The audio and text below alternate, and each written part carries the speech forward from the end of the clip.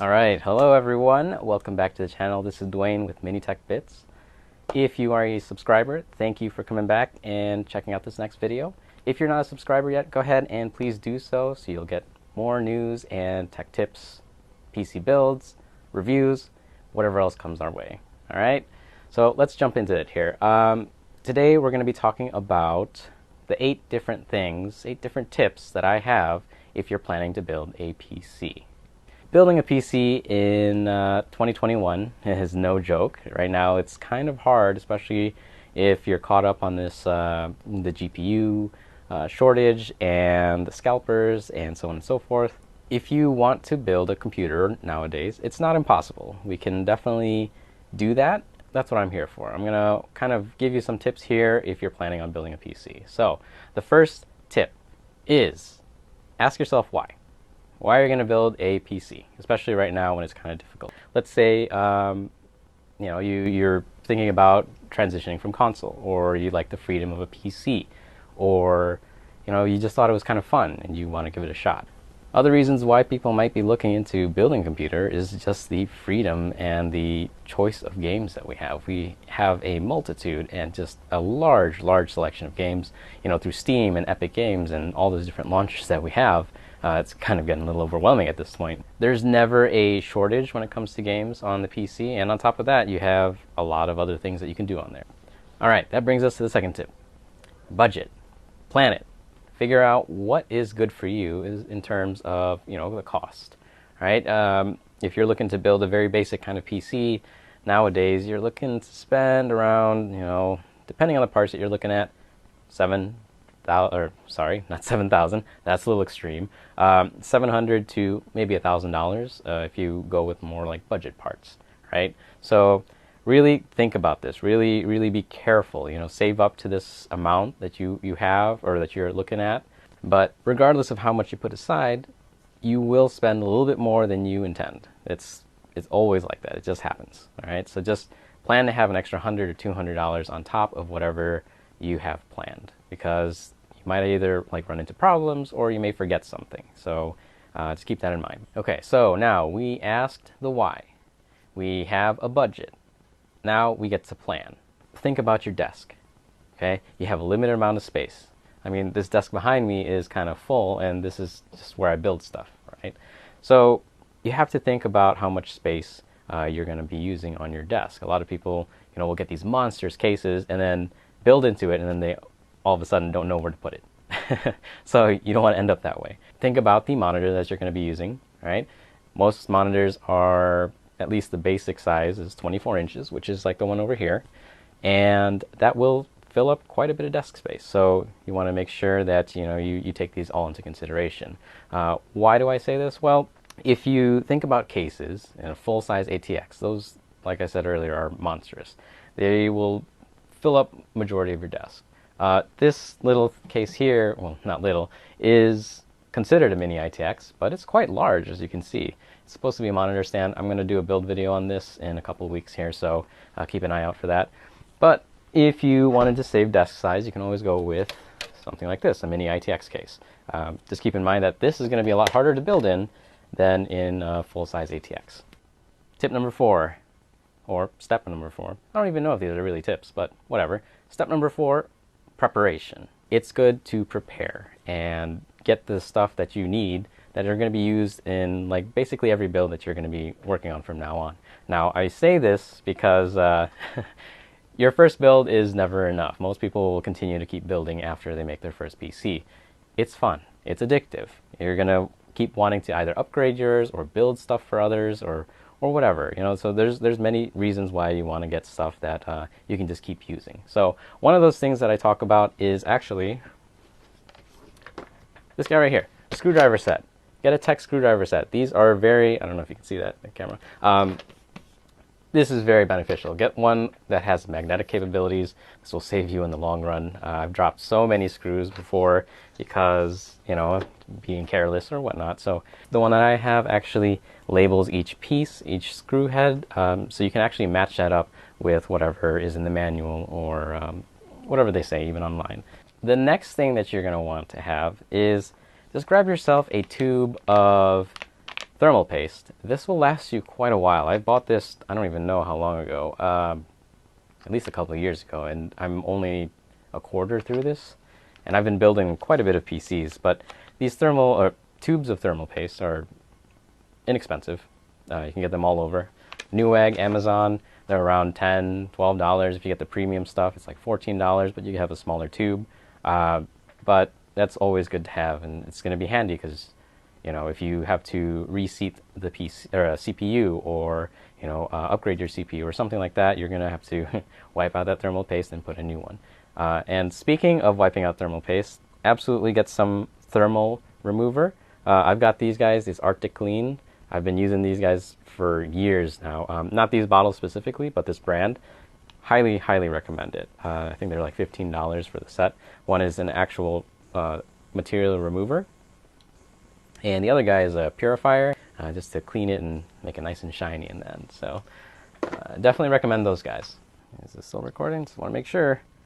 Absolutely, it's still recording. Beautiful. Okay, that's basically all I have for preparation materials. If you have any other things that I didn't think of, go ahead and put it in the comments. I'm curious to see what else there is that you have that's can be used between all builds. I know I'm forgetting something, so go ahead. I'll respond to them if I have the time. Okay, tip number 5. Tip? Yeah, we're gonna go with tip this time. Tip number 5: use the website PC Part Picker. All right. PC Part Picker is a fantastic website that kind of has a database of basically every part available online, and it even gives you links to where you can purchase them. The reason I like PC Part Picker is because it actually comes with, well, it doesn't come with, but it has a built-in compatibility filter. That way, if you choose a specific case or a CPU or even motherboard, it will already filter out things that don't work with that. All right, so this is super, super helpful when you're, in a pinch, or you just don't even know how to begin. PC Part Picker will be able to kind of let you know, like, hey, this isn't going to work. What the heck are you doing? All right, so yeah, PC Part Picker. That's number 5. All right, now we get to the very interesting part here. We've got all this stuff laid out, 1 through 5. The why, the budget, the plan, the preparation, and PC Part Picker. So let's go ahead and choose our parts. If you ask yourself why, you may already have an idea of what you're going to be using this thing for, right? The most important thing when it comes to building a computer is you build it for what you're going to use it for, okay? Doesn't matter what, other people are saying or what other people tell you, right? The bottom line is you're going to build a computer for what you're going to use it for, right? If you are a content creator, if you are an editor, if you're an engineer who's always, using CAD programs and things like that, you're going to want something with a lot of multiprocessing and processing power. Same thing if you are a video editor. You want something that will render quickly, right? So you're going to need a beefy CPU. If you're a gamer, depending on what kind of games you're playing, you're going to target that. If you're going to build a PC for gaming and you don't know where to start, look at the GPU. Look at any game that you're interested in playing. Check out their website and look for the recommended specs at the very bottom of the page or on another page on their website. Where I'm not sure where they put them anymore. I know on Steam that they're further down at the bottom if you go to their game page, but this will kind of give you an idea of where to start, right? Look at the GPU and see the recommended one. Start with that. Put that in PC Part Picker. From there, go ahead and pair it with a CPU.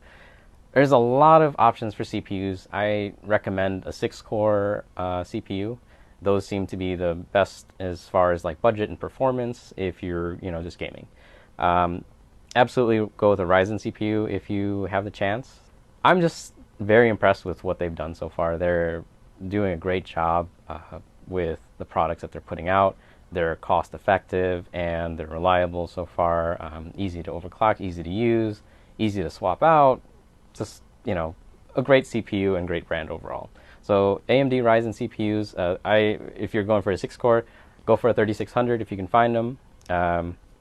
They are relatively affordable. 5600X if you can spare the change. And, you can always move up from there. So basically, when it comes to pairing a CPU with a GPU, you want to stay within 2 or 3, I'd say 2, within 2 generations of the latest CPUs to pair with a current GPU.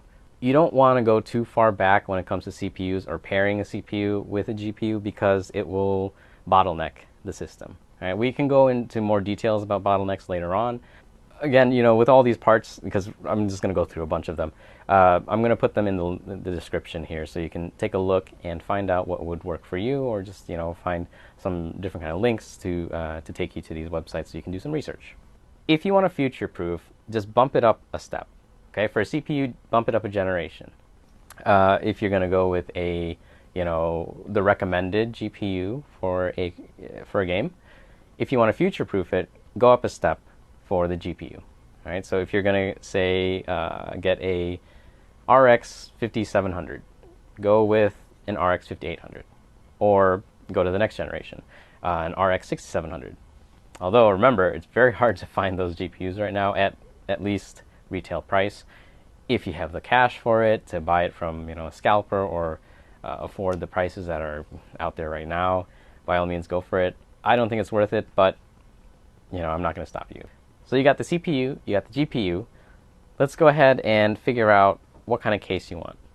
All right, so I mentioned earlier that you can build in a small case, a big case, whatever works best for you.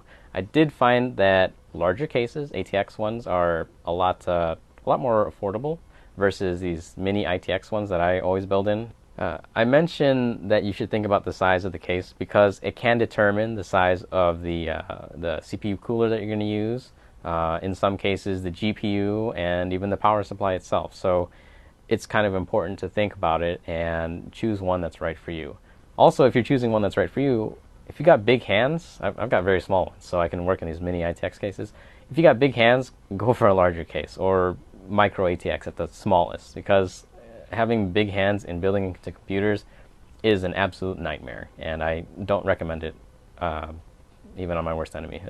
It's torture. You're going to get cuts and bruises and scrapes all over your hands. Again, PC Part Picker will kind of filter out all the pieces that won't even fit into this case, so you should be in good hands. All right, let's move on to the CPU cooler. A lot of the manufacturers now, Intel, well, the only two, Intel and AMD, they don't provide CPU coolers with their CPUs anymore, except for the 5600X. However, previous generations of the AMD Ryzen CPUs do come with a CPU cooler. That being said, I do recommend getting a separate or aftermarket CPU cooler because most of the time their performance is better and they're a lot quieter. All right, motherboards. Well, there's a ton of motherboards to choose out there. Again, PC Part Picker will kind of filter them for you as you're going along. But depending on the features that you want, you can go with the latest and greatest and they'll provide more features. A lot of them you won't even know or won't need. So go for something that's, that seems reasonable. I always look for something that has at least an NVMe drive slot. That's a storage slot, if you're not familiar. And Wi-Fi, of course, most of them do have it. But if you plan to plug it in, then Wi-Fi is not that important to you. And as far as storage, I did mention NVMe. This is what I absolutely recommend nowadays when it comes to storage solutions. Woof, that's hard to say. The reason why is because they're so much faster and they're very affordable nowadays compared to, let's say, 5 years ago. NVMe drives were insanely expensive. So I don't know why I said it like that, but yes, those were crazy expensive. As far as the size of an NVMe drive, I would at least go with a minimum of 512 gigabytes. If you're going to be using this computer for games, well, if you think about game sizes nowadays, there's a lot of them go over 100 gigabytes. So if you think about that, that's only like, what, 4 games? Not even, because the operating system will take up space as well.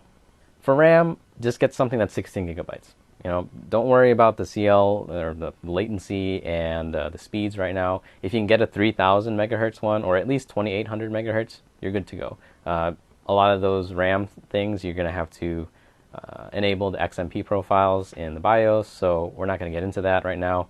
If you're just looking to build a computer for your first time, let's get 16 gigabytes and save a little bit of money there.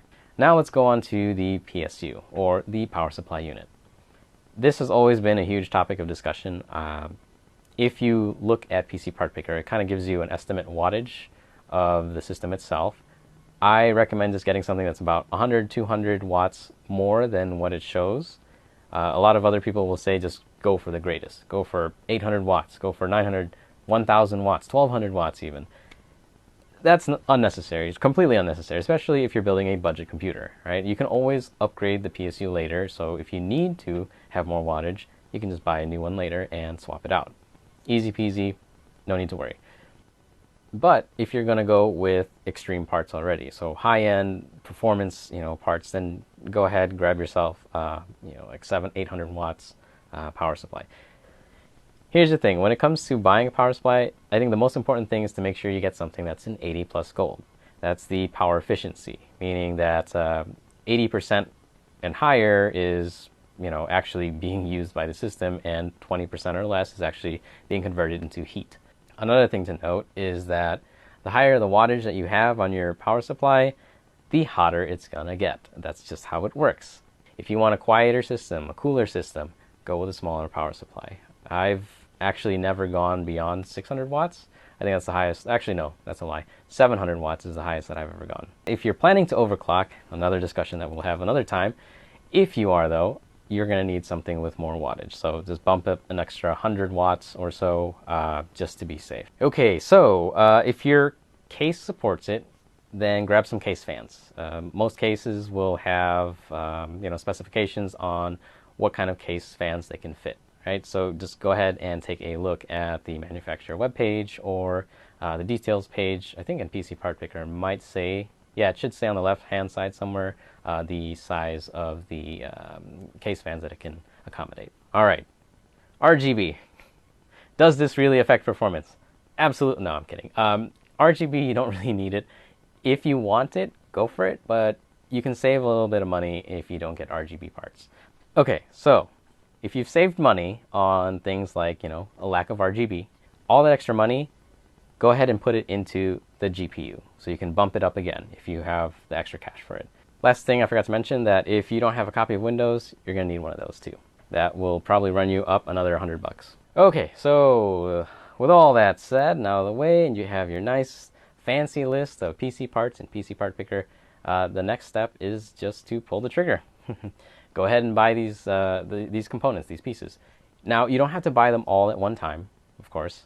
You can buy it piece by piece. If you can, try to go with the most expensive. It's probably going to be the GPU, and just work your way down from there. Also, if you don't want to pay full price on all these things, you can absolutely, and I recommend this too, you can absolutely go and look on places like Mercari or Facebook Marketplace, or just buy a used component. Used components are very cost effective, and many times they work perfectly fine. I've never had any issues with the pieces that I bought that were used. They've all run perfect and fantastically, sure.